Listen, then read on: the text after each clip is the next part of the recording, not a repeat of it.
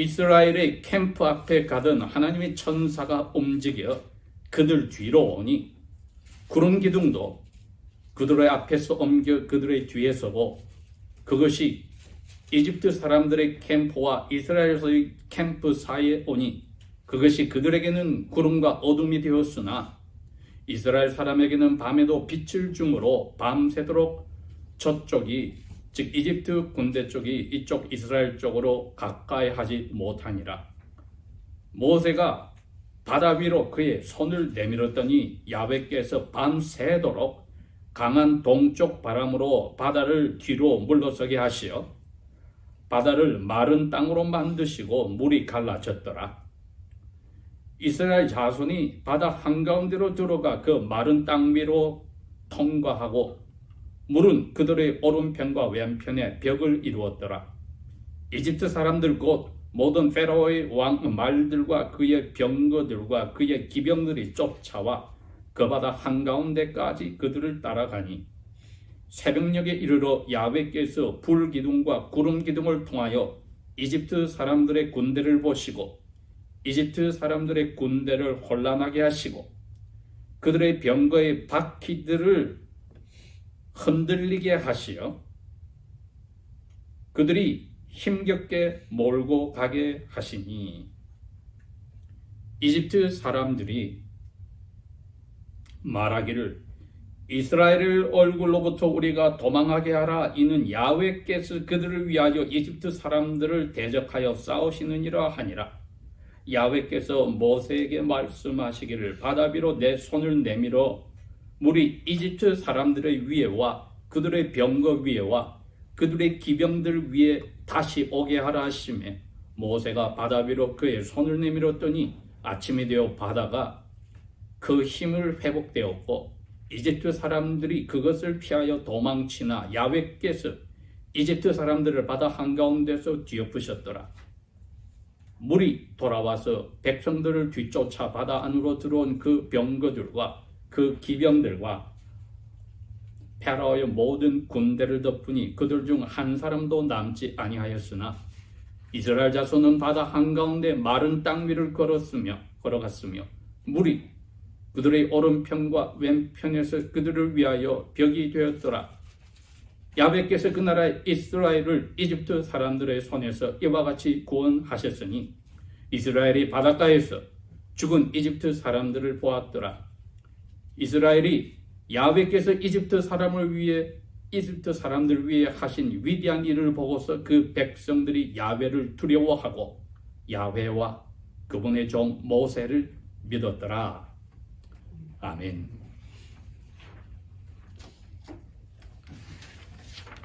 저희들이 어릴 때부터 신앙생활을 하였다면은 이 홍해 바다를 건너는 기적에 관해서 영화도 있고 소설도 있고 만화책도 있고 그렇게 했을 겁니다. 근데 우리가 이 사건을 자세히 성경 말씀 자체를 들여다보고 한번 풀어보는 시간 오늘 가지도록 하겠습니다. 그러니 미리 나눠준 그 지도를 쳐다보면은 왼쪽 중간에 고센이라는 곳이 있습니다. 여기가 이스라엘이 여행을 떠났던 출발지입니다. 거기서 이스라엘 달력으로 1월 15일 날 새벽에 다 이제 떠났습니다. 떠나서 그 삼각형으로 되어 있는 땅이 바로 시내 반도라고 합니다. 삼각형의 위가 바로 지중해 연안인데 거기서 지중해 연안을 따라서 킹즈 하이웨이로 갔더라면은 일주일에서 열흘 만에 가나안 땅으로 들어갑니다. 이집트 강만 건너면 가나안입니다. 그런데 야훼께서 13장의 17절과 18절에 보면 이렇게 이야기합니다. 이스라엘 사람들이 이 길로 막바로 가나안으로 야훼께서 가도록 했더라면 그 바닷가에 사는 강한 민족인 블레셋 사람들을 만나서 두려워서 도망갈까 하여서 길을 틀어서 왼쪽 남쪽으로 내려가게 하였다.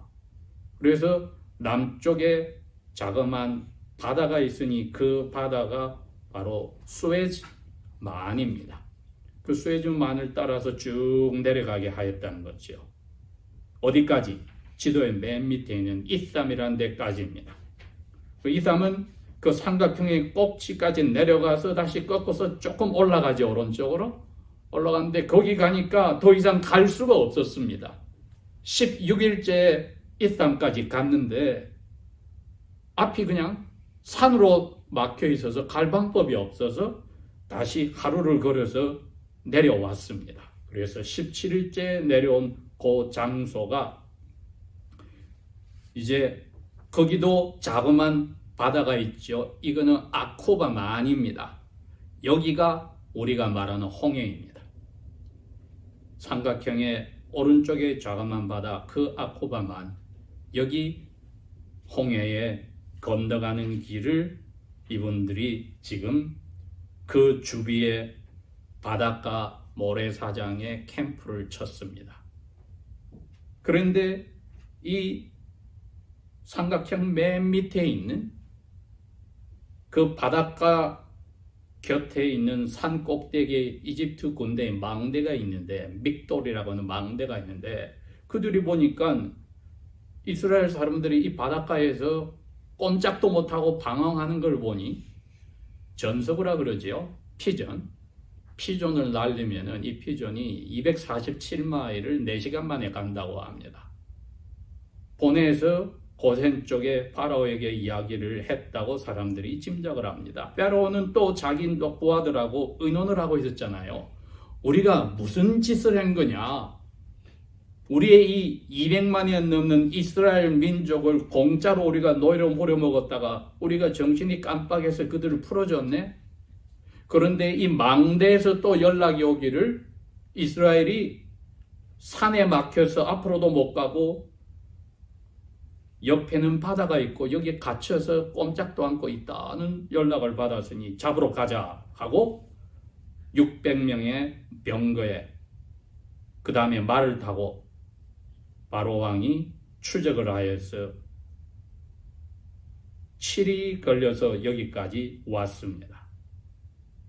그 망대 밑에서 이스라엘이 머물고 있는 캠프, 이 두 캠프 사이가 약 20마일 정도 떨어져 있는데 야훼께서 그 캠프 사이에 이제 천사를 보내어서 이집트 군대가 자기 눈앞에 이스라엘이 지금 바닷가에 몰려 있고 앞에는 산이라 가지 못하고 뒤에도 바다고 오른쪽도 바다고 왼쪽은 산이고 자기들은 뒤에서 이제 이스라엘을 잡으러 갔을 때에 야훼의 천사가 이집트 캠프를 거기 머물게 하였습니다.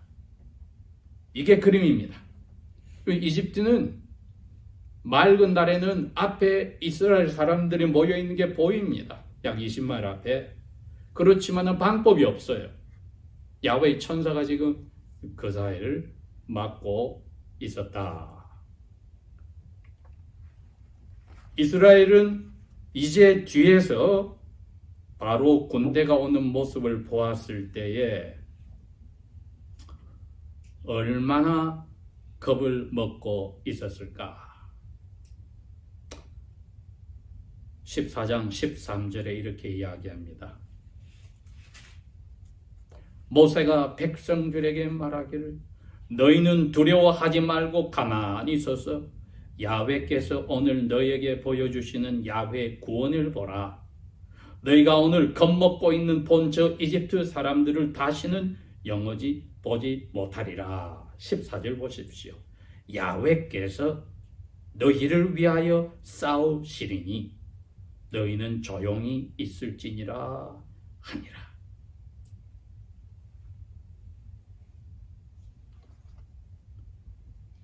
야훼께서 모세에게 말하기를 너는 어찌하여 내게 부르짖고만 있느냐? 이스라엘 자손에게 말하여 앞으로 가라 하고 너는 너희 지팡이를 들어서 노선을 바다 위로 내밀어라. 그리고 그것을 갈라지게 하라. 그리하면 이스라엘 자손이 바다 한가운데 마른 땅 위로 지나가리라. 이 보통 이야기가 아닙니다. 근 10마일이나 되는 이 바다를 건너가게 하겠다고 야훼께서 지금 이야기를 하십니다. 오늘날 고고학자들이 그 바다 밑을 조사해 보았을 때 다른 데는 그냥 원말 정도로 깊은데 이쪽만은 그 정도는 깊지 않는 바다 안에서도 조금 얕은 쪽이다 그랬습니다. 그래도 몇백 피트로 깊은 데인데 야훼께서 그 쪽을 마치 마른 땅처럼 만들어서 이스라엘을 지나가게 하도록 준비를 해 놓으신 것이지요. 야훼의 명령에 따라 떠난 지가 이제 18일째가 되었습니다. 약 20마일 뒤쪽에 바라오 군대가 병거들과 기병들과 함께 있을 때에 오늘 본문 말씀은 이렇게 됩니다.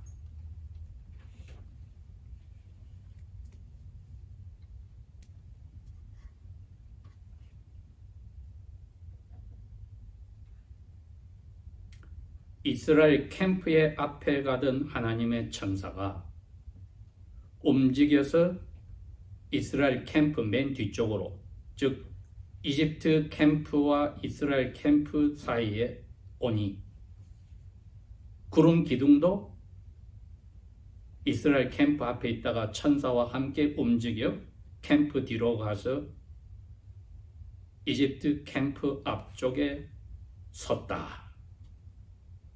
20절, 그 구름 기둥이 이집트 사람과 이스라엘 사람 그 캠프 사이에 오니 그 구름 기둥이 이집트 쪽에는 깜깜한 시꺼먼 어두움의 구름 기둥이 되었고 앞에 있는 이스라엘 쪽에는 빛을 발하는 구름 기둥이 되었다. 여러분, 오늘 한번 자세히 이 말씀을 읽어보세요. 머릿속에 이제 우리가 그림을 한번 그려봅니다.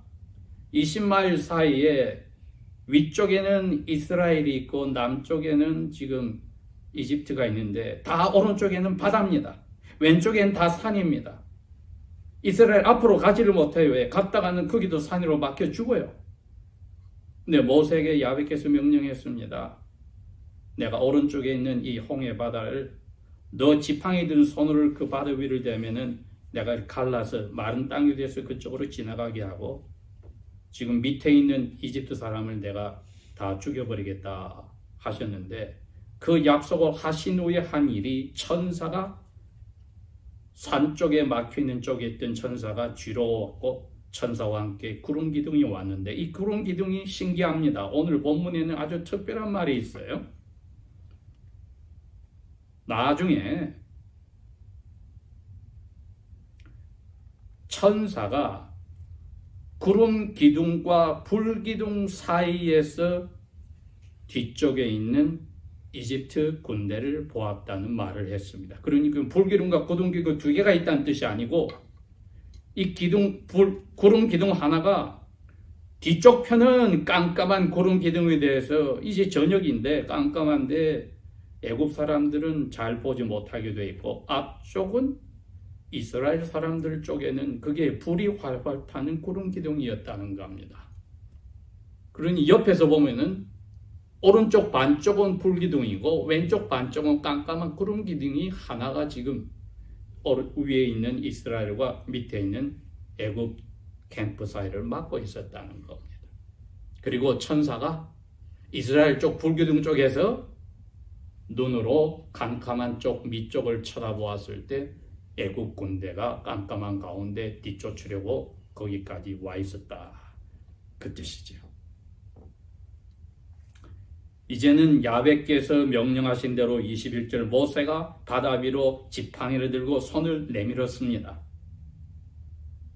한밤중에 야훼께서 이제 밤새도록 새벽까지 강한 동쪽의 사막의 바람이 와서 바닷물을 밀어서 위쪽으로 올려버리고 그리고 아래쪽으로 올려서 양쪽에 바닷물이 서 있도록 하여서 이스라엘로 하여금 바다 안으로 들어가게 하였다. 그러니 가는 이스라엘 쪽에는 오른쪽 왼쪽이 바닷물이 막혀서 구름이 되어 있고 벽이 되어 있고 그 빛이 불기둥 쪽으로는 이스라엘 쪽으로 바다를 비춰주는데 그 반쪽 나머지 구름 기둥은 깜깜하게 이집트 군대를 깜깜하게 막고 있었다. 지금 그 이야기입니다. 물이 갈라져서 22절 이스라엘 자손이 그 밑바닥이 보이는 바다 쪽으로 내려가서 왜? 그게 그렇게 아주 넓은 건 아니에요. 길이는 근 10마일 가까이 되라도 오른쪽 왼쪽으로는 더 깊은 바다 쪽이 있는데 거기 쪽은 야훼께서 이 바닷물로서 벽을 만들어 버렸으니까 그래도 가장 얕은 몇백 피트밖에 깊지 않은 곳에다가 지금 이스라엘 사람들이 쭉 내려가서 건너가기 밤새도록 약 10마일 되는 거리를 걸어가기 시작하는 겁니다. 밤새도록 걸어가는 겁니다. 이 사람들이 이제 절반 이상 다 지나갔어요. 그랬더니 22절 이스라엘 자손이 바다 한강들로 들어가 그 마른 땅 위로 지나가고 물은 그들의 오른쪽과 왼벽에 벽을 이루었는데 23절 이집트 사람들 곧 바로의 말들과 그의 병거들과 그의 기병들이 이제 쫓아서 그 바다 한가운데까지 그들을 따라가기 시작하였다. 여러분 지금 구름은 어디 있습니까? 이스라엘 사람들이 바다 절반 정도 들어갈 때까지 가고 있어요. 그럼 뒤쪽은 깜깜하죠? 깜깜하지만은 마른 땅인 거를 이집트 사람도 아니까 깜깜하지만 지금 따라 들어갔어요.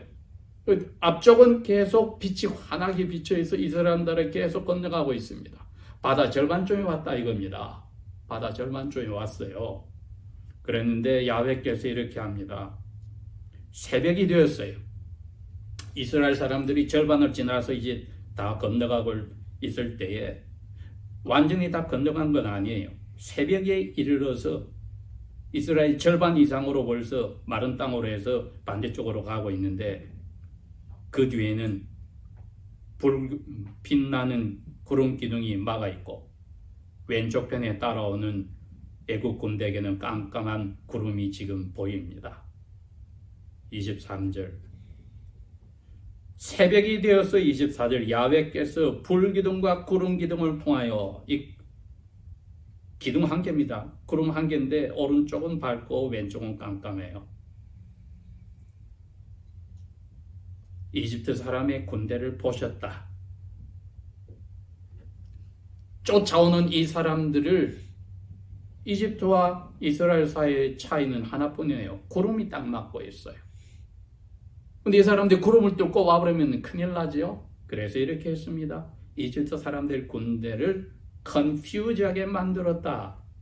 어떻게 했느냐? 첫 번째, 바퀴들이 스월브 이리저리 움직여 해서 앞으로 못 가게 해버렸다. 빼버린 건 아니에요. 그래서 그들이 힘들게 앞으로 가게 하시고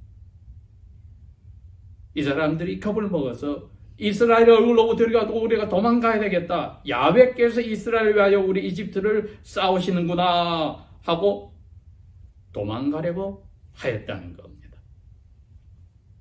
그러니까 이제 더 이상 바다 중간에서 앞으로 못 가고 뒤로 가야겠는데 바퀴가 흔들흔들하여서 뒤로 가기도 힘들다 이거예요.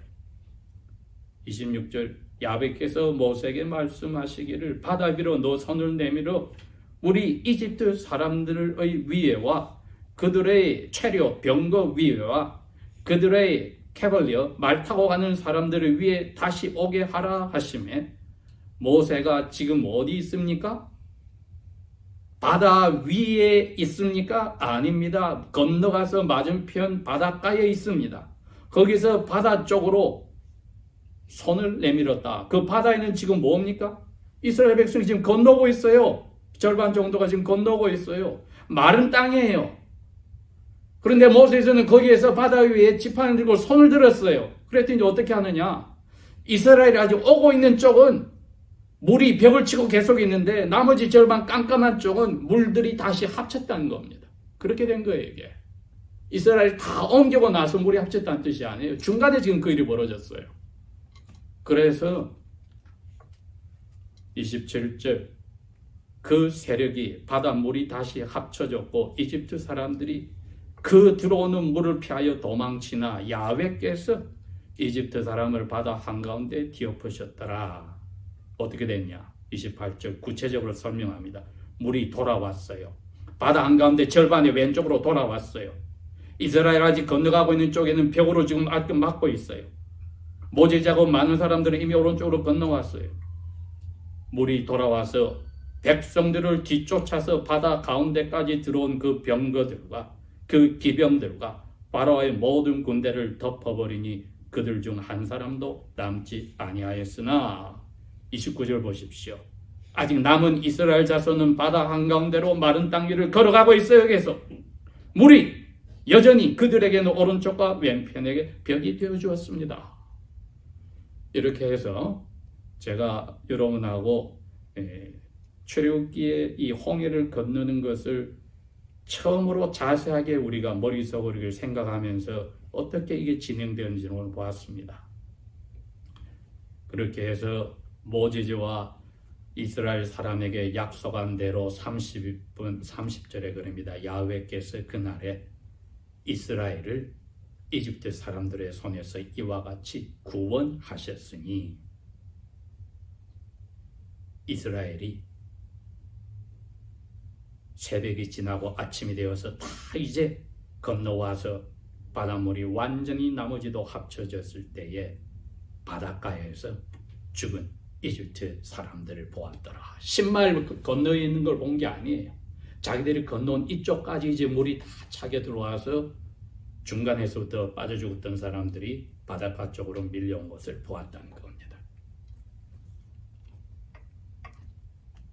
31절 이스라엘이 야훼께서 이집트 사람들 위에 하신 그 크신 일을 보고 이스라엘이 보고서 그 백성들이 야훼를 두려워하고 두 번째로 야훼와 그분의 종 모세를 믿었더라.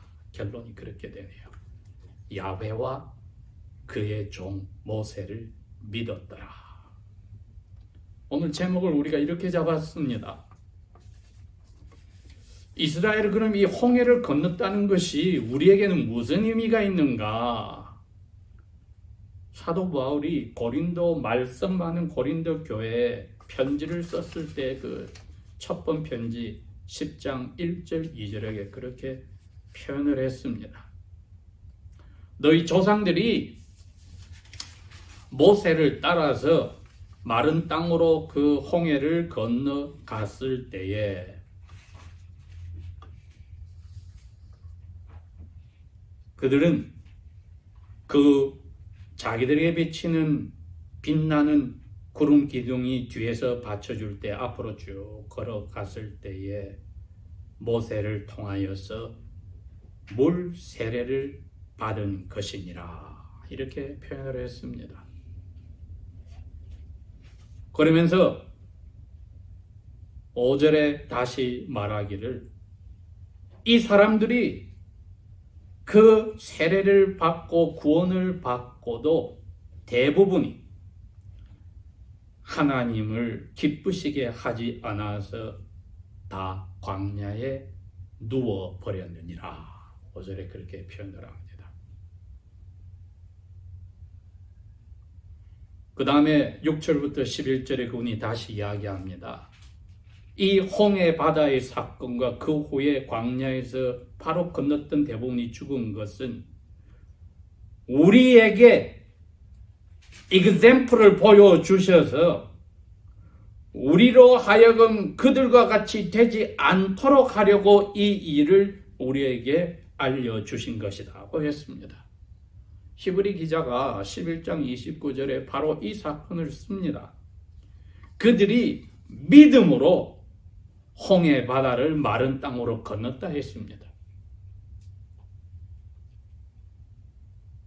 21세기를 사는 우리들에게 이게 무슨 말입니까?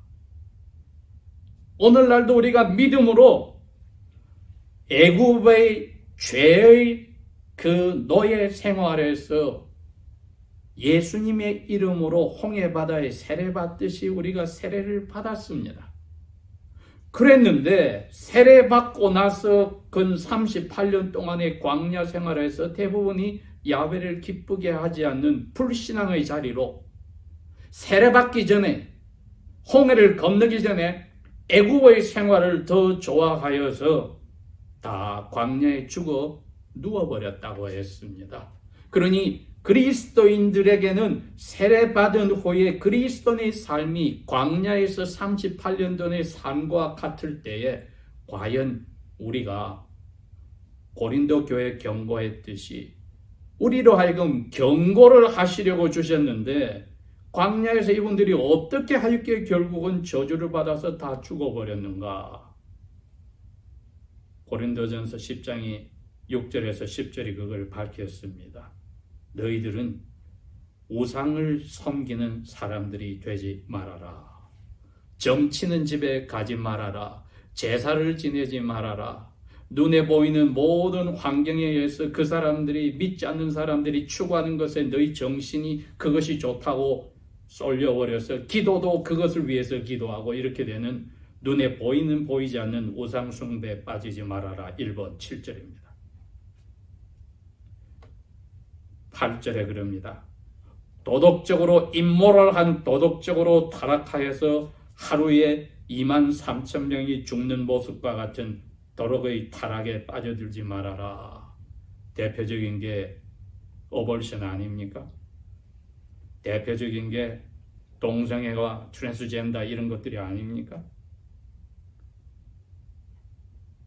그러므로 너희들은 이제 야훼를 테스트하려고 건드리지 말아라.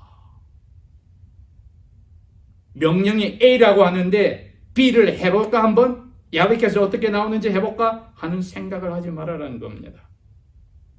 왜? 내 경험이 뭐인 것 같아서 명령은 A라 하더라도 난 A-나 B를 하고 싶은 그 일을 행해버리는 순간에 야훼를 트라이 테스트하는 거니까. 네 번째로는 불평, 불만 10절에 그랬죠. 하지 말아라. 파괴자가 와서 그들을 다 죽였느니라. 이게 저희들이 예수 그리스도의 이름으로 세례를 받고 광야 생활을 할 때 자칫하면 들어갈 수 있는 이스라엘이 38년 동안 결국은 다 광야에 들어넣어 죽어버리는 멸망받은 그 위험한 예를 보여주면서 너희들 조심해. 그 다음 나오는 말이 뭡니까? 12절에 스스로 섰다고 자신만만하면 넘어질까 조심해. 그러면서도 위로의 말씀 뭐였습니까? 이런 유혹이 오더라도 너희들이 넘어지지 않도록 너무 힘들면 피할 길을 주실 거야. 그리고 너희들이 견디는 만큼 끝날 끝까지 인내할 만큼만 주실 거야. 이렇게 사도 바울은 고린도 교회에, 이방인의 교회에 여기 출애굽기 14장의 사건을 이야기하며 그 후에 38년의 삶을 보여주면서 우리에게 경고하듯이 해주었습니다. 이스라엘의 홍해를 건넌 사건은 우리에게 그 경험은 무엇이 될까? 첫째가 예수 그리스도 이름으로 저희들도 물로 세례를 받았다는 것이요.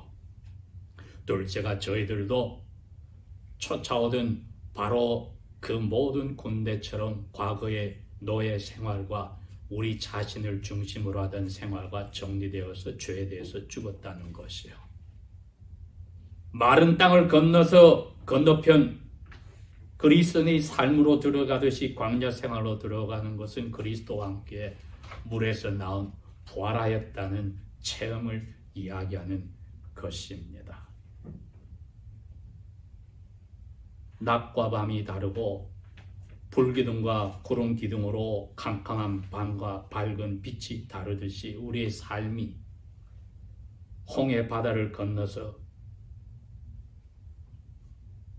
예수의 이름으로 세례를 받고 나서도 받기 전에 그 삶을 유혹이나 어려움이 생겼을 때에 따라가는 그러한 불상사가 생기지 않도록 하는 것이야말로 우리 일생에 하나님의 은혜로 이 기적의 중생을 통하여 예수의 이름으로 세례를 받은 우리에게 주시는 위로의 말씀인 동시에 경고의 말씀입니다.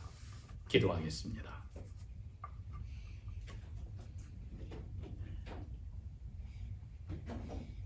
아버지 하나님, 이스라엘의 38년의 광야 생활을 우리가 주님을 만날 때까지 세례후에 우리에게 허락하심을 감사를 드립니다. 저희를 위하여 아버지의 오른쪽에 계신 예수께서 중보하시며 우리의 영속에 계신 성령께서 중보하여 주심을 감사합니다. 우리가 때때로 넘어질지라도 다시 일으켜 주시고 격려하여 주실 줄 알고 감사를 드립니다. 저주 속에 쓰러지는 자리로 가지 않도록 성령이여 예수 그리스도의 그 은혜와 아버지의 사랑으로 우리의 삶을 사로잡아 주십시오.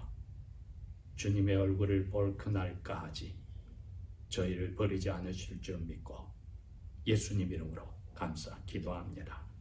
아멘.